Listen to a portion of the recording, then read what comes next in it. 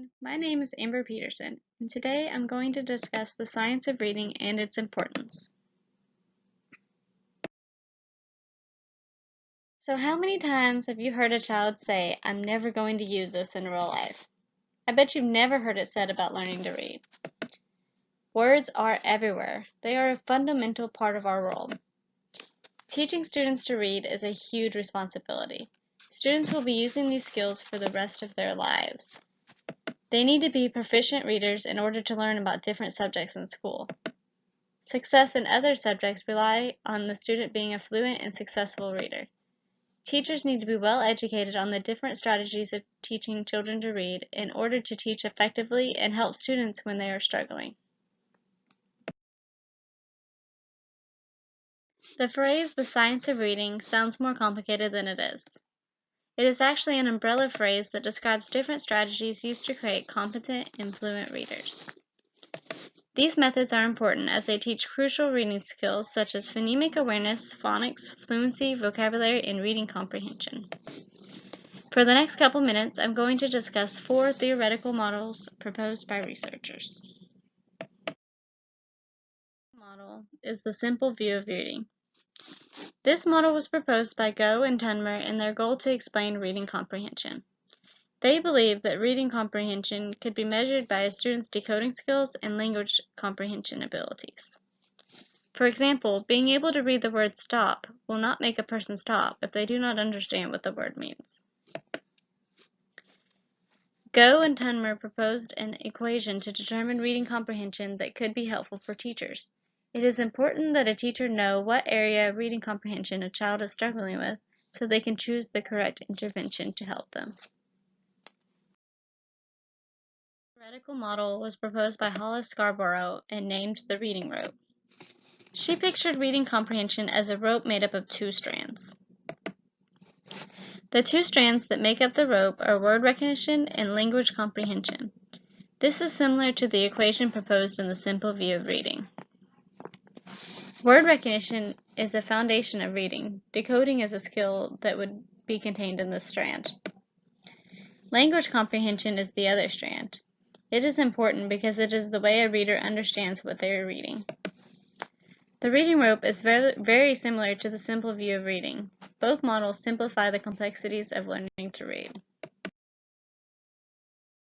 Another theoretical model was proposed by Seidenberg and McClelland in an effort to explain unskilled reading.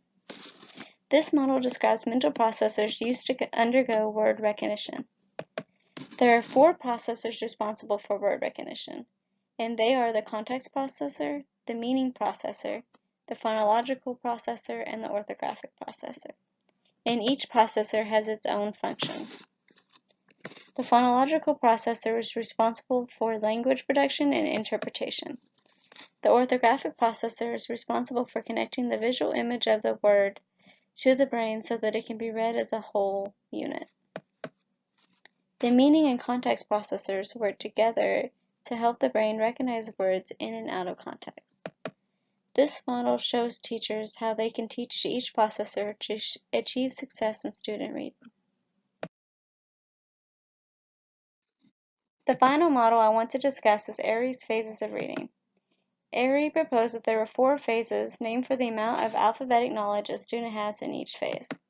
The first phase is the pre-alphabetic phase, where the student has no knowledge of the alphabet and only read through pictures or context clues. The next phase is the partial alphabetic phase, where the student begins to understand letter sounds and make some pronunciations.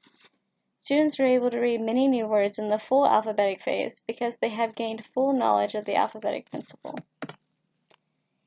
The consolidated alphabetic phase is the final phase, where the students had enough practice consolidating letter sounds to do it naturally.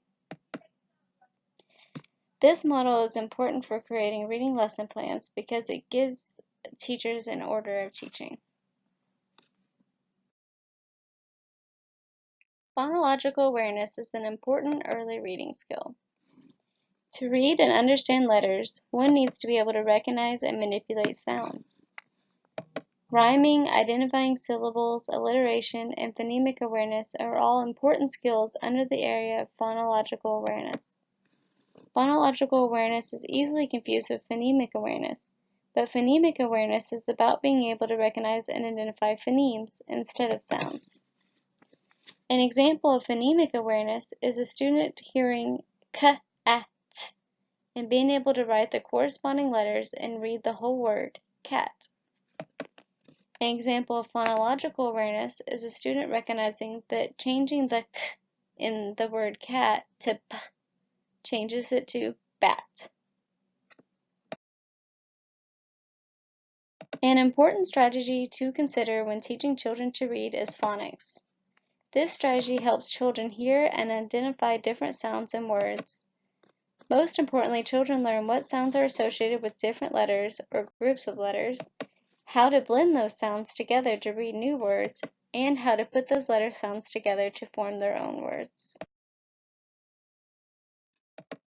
Reading should sound natural, not choppy or difficult. This is the importance of fluency. It happens when a person reads easily, naturally, and most importantly, accurately. Fluency is the most important skill to prevent choppiness of speech when reading. Fluency comes when a person knows the rules of reading so well that they don't need to actively consider them as they read.